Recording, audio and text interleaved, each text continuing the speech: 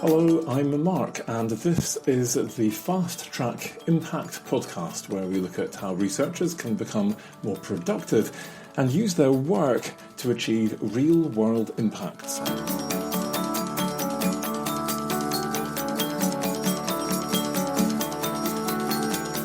In today's podcast, we're going to be looking at how researchers can become more influential on social media.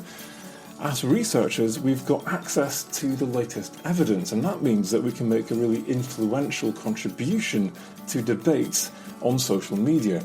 So in this episode, I'm going to be exploring how we can become truly influential in this space with the person behind one of the most influential academic institutional Twitter accounts in the world.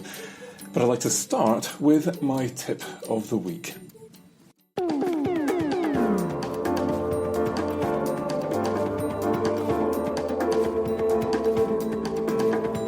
So today's tip is going to stick with the theme of becoming influential on social media. And the tip is to get yourself a social media growth plan. How can you grow your following and hence grow your influence on social media? I'm going to suggest that there are probably 6 things that you can instantly do to make a step change in the speed with which you grow your network and hence your influence. The first thing I'm going to suggest is that actually you focus on the networks which are most likely to achieve research impact for you. So this isn't just about becoming influential in the academic sphere, but being connected to people outside the academic sphere who can enable you to understand where your stakeholders, your publics are coming from and grow an influence in the outside world so that you can convert influence online to influence offline and actually make a difference in the world. For me, Twitter is the easiest way to get research impact.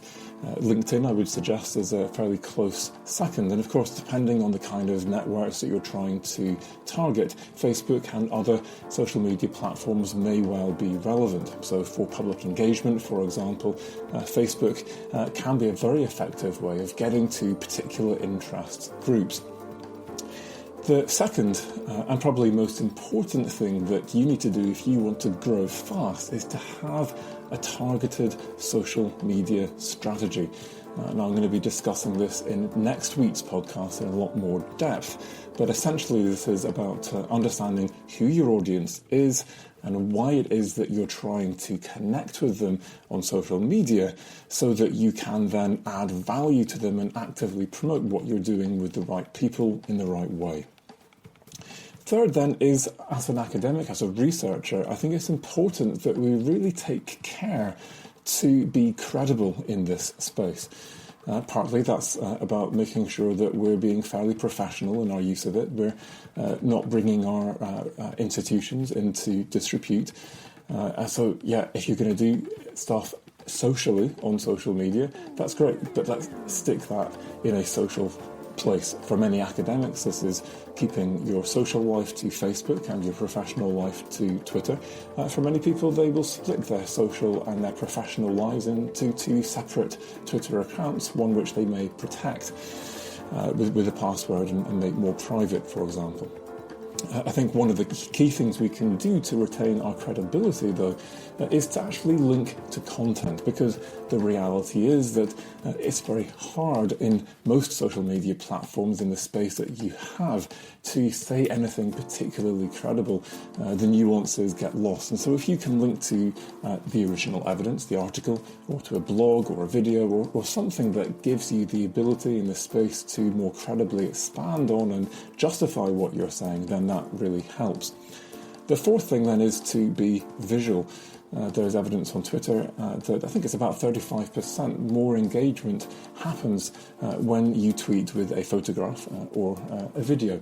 And just that little extra bit of time to try and find an image to support your message can really help people to notice what you're saying.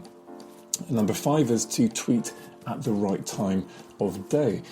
So if I'm getting up for a flight at 3-4 in the morning, then I might well have saved some content to tweet at that time when I know that the Australian audience for Fast Track Impact is up and about and likely to see stuff. So I've recently been tweeting about the consultation on how the Australian government is thinking about capturing research impact and evaluating that across the country. And I stuck that out on my way to a flight at about 4 o'clock in the morning, and then made sure that I put it in front of a whole load of Australian colleagues, which is my final point, to actually have some kind of follow strategy that enables you to follow the kind of accounts that you think are likely to be interested in your content, either based on hashtags that you follow or some of the more popular, fast-growing accounts in your field. And by following people, you're essentially giving them a bit of an invitation and saying, look, I'm here, this is what I'm doing, do you want to follow back? This is the way that the vast majority of people find out about new accounts and connect with them. To do that, though, of course, you need to make sure that your most recent tweets, and again, the evidence from Twitter would suggest that people tend to make a decision about whether to follow in about 10 seconds based on the last 3 things that someone tweeted. So before I'm going out and following a few people to let them know that I'm there, I will usually delete conversations that are cluttering up my timeline and make sure that there are 3 really relevant tweets for the people who are on that particular hashtag or following that kind of content or in that particular part of the world. Of course, this brings up a number of issues for you as well, which we can discuss in future podcasts. But this essentially is 6 ways that you can instantly begin to rapidly grow your following. I've been following these tips myself, and as a result of this, last month in April, Fast Track Impact grew by 100 followers per day, and that was consistent week on week throughout April. I tend to average about 80. I launched a book, had a few magazine articles last month, which probably helped to drive that slightly higher growth. But getting between 50 and 100 new followers per day is not inconceivable, even if you just are starting out. I have a PhD student who is following this approach, and she is getting, on a good day, 50 new followers. It really does work. And the great thing is that it means that you're not now tweeting into thin air, you're not blogging into space. You have a way of driving traffic to your content and becoming influential in this space. Now, of course, not all of us are trying to become influential. If this is just about connecting with colleagues and being known in the academic sphere and having people that you can draw information from, crowdsource ideas from, then perhaps you want actually a very small targeted network of other academics. That's fine. But if you want to become influential, then number of followers equals influence in this particular realm. And this is how I do it.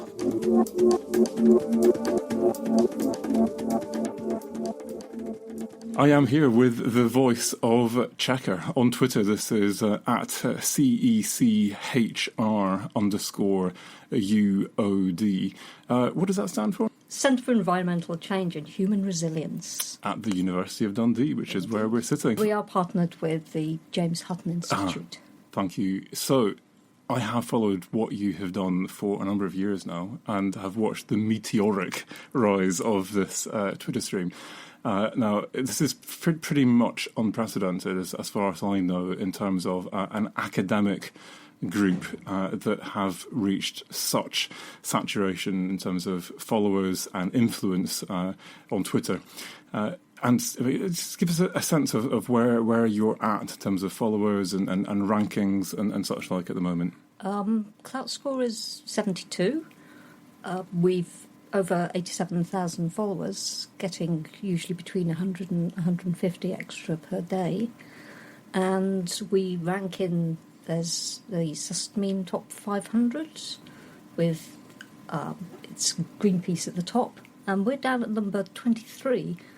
But So who are you outranking at number 23? Give us a sense of where you might be sitting in this list. We're just above the Union of Concerned Scientists. Oh, there's NASA Climate. Friends of the Earth are down at 41. Bad luck. Yeah. But so incredible power. When you tweet, the world is listening, and you are tweeting about the research of academics and PhD students in the CECHR network. But you're tweeting about other stuff as well. Just give us a sense of the kind of content that you're trying to produce. Well, our main 4 pillars are food, water, health and energy. But it's really about sustainability and resilience.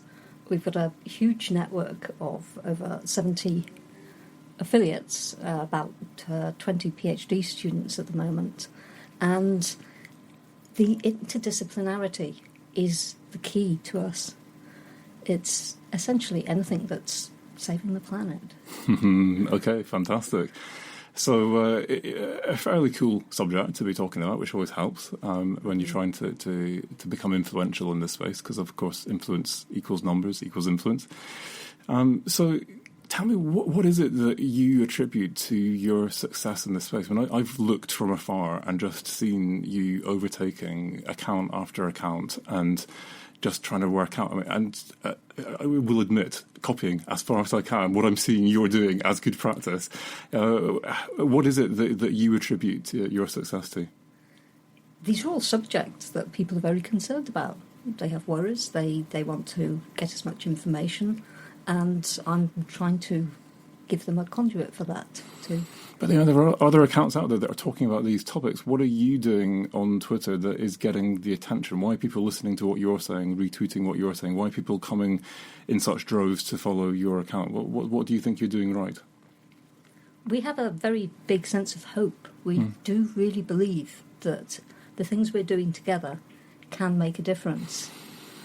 Excellent. It's not just doom. For every doomy story, there are very positive ones. There are things going on. And so are you actually explicitly trying to find those positive stories to counteract the doom and gloom, or is it just what happens to pop into your inbox? A lot of the stories do come to me. We have got a growing community of people who are looking in their own backyards, seeing good things and letting me know. I've got a particular local eco hashtag where people see things that is changing in their neighbourhood, and all these small things are adding up. Makes a big difference. A lot of people don't realise how much more there is going on out there. It's just many, many baby steps towards a larger good.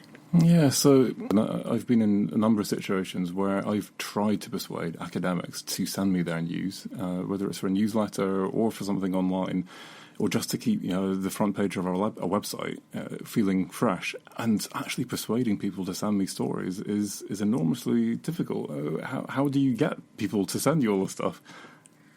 That is a trickier thing. I think there are more stories that I could be putting out. They're very busy people. Fair enough, but you're getting enough, and that's the important thing. Yes. And when they do have stories and they do want to let me know, then we have an audience. So another issue that some people have come to me with is that when you're trying to manage an institutional account like this, the problem is that you've got so many different academics doing different things across different disciplines, as you said. And so you, as the voice of CECHR, are putting these tweets out there. But when people start to interact with it or perhaps disagree with what you're saying, how do you have the expertise to be able to reply to all of these? Or do you go back to the original academics? Or do you cite? How do you deal with that and turn these into opportunities for learning and for conversation and dialogue? Well, I know the academics well. It's a close network that we have. And for those who are active on Twitter, if I get a question about, say, flooding and geohazards, I'll know exactly who to mention and go, over to you, Sue. Fantastic. So you've got the content, you've got the people supplying you that content, you're putting it out on Twitter. there are a few things that I can see that you're doing just from observing that I think you're doing right. That means that you are successful. Very obvious thing is the amount of pictures that you put out. Every tweet has usually got a picture and it's got a link to more information. What other things are you doing about the way that you word and format and present your tweets that you think is working? It's keeping things short and simple, where most of the information is in the link.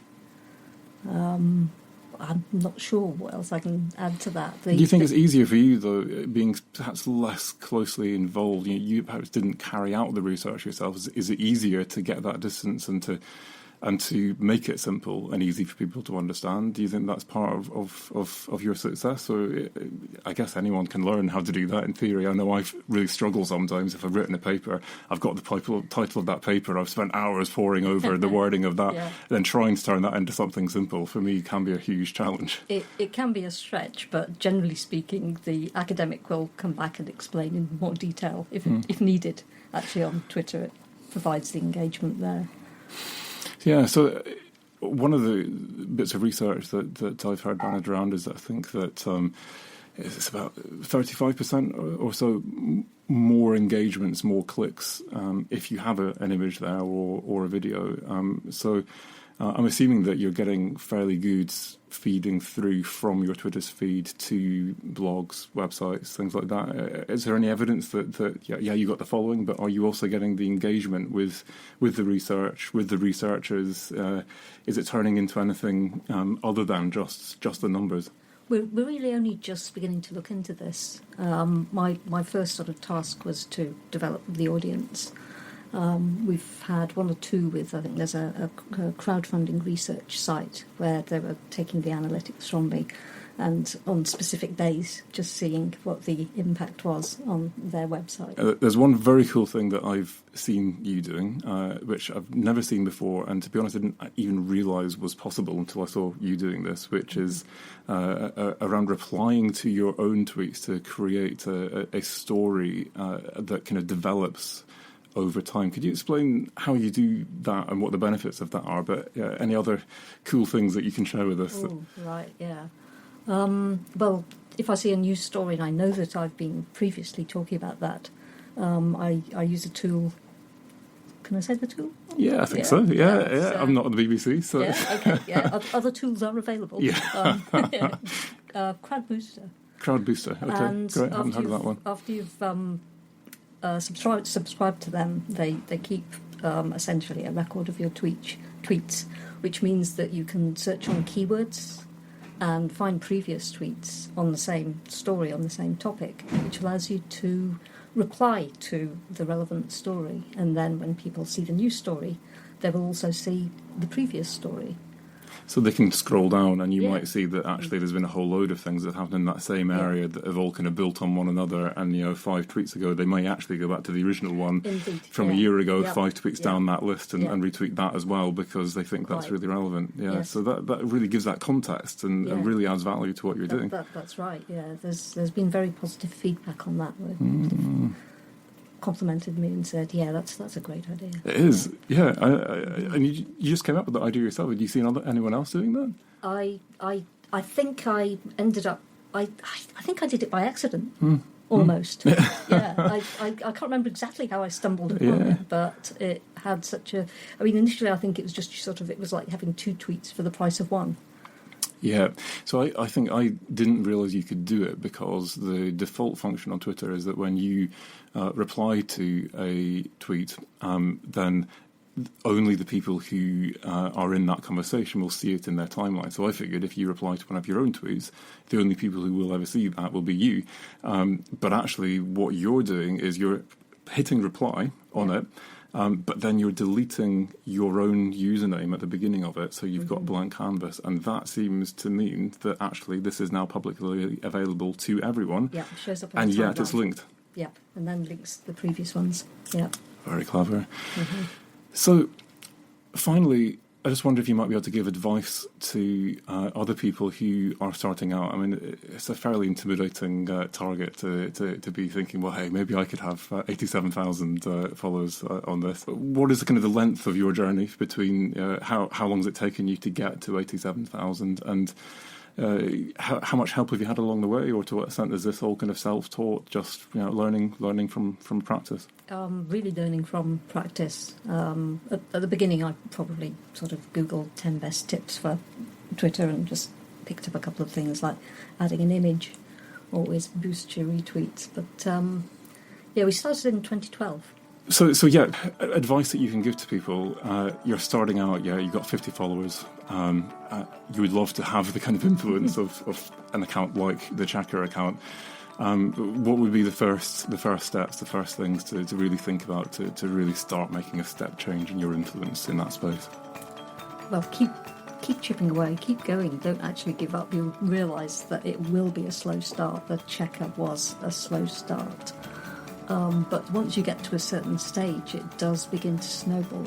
You will actually get to a point where you will be being recommended to people on their Twitter pages. And do engage with people to build a sort of sense of community as opposed to just dictating. Follow relevant people, send those invitations. Keep it focused if that is the sort of account that you want. And don't give up. Wonderful. Thank you so much. If you want to check out the amazing work that is happening here, the handle again to follow is at CECHR_UOD. Thank you very, very much for your help today. It's been fantastic. Okay, thank you.